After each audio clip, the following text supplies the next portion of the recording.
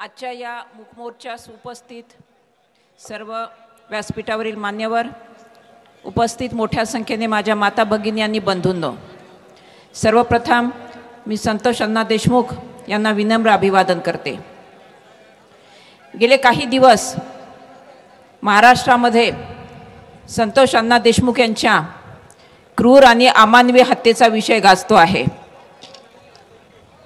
खरं तर आपण सगळ्यांनी पाहिलेलं आहे, महाराष्ट्र पोलिसांची तुलना एकेकाळी स्कॉटलंड यार्डशी व्हायची।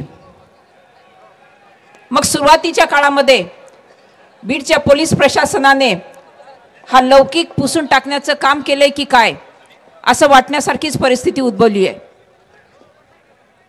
दरम्यानच्या काळात चालू असणाऱ्या विधानमंडळामध्ये अधिवेशनात अनेकांनी हा प्रश्न लावून धरला। ही लढाई एकाच वेळी विधिमंडळात आणि रस्त्यावर लढली जात आहे। यामध्ये आरोपी आणि संशयित जे कुणी आहेत त्यांच्या विरुद्ध कठोरात कठोर कारवाई करण्याचं सुतोवाच विधिमंडळातील चर्चेदरम्यान राज्याच्या माननीय मुख्यमंत्र्यांनी केला आहे।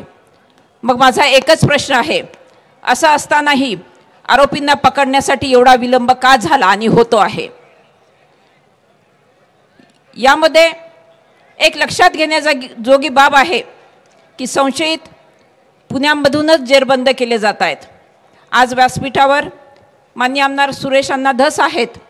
अण्णा, आम्ही आपल्याकडे कुटुंब प्रमुख मानून पाहतोय।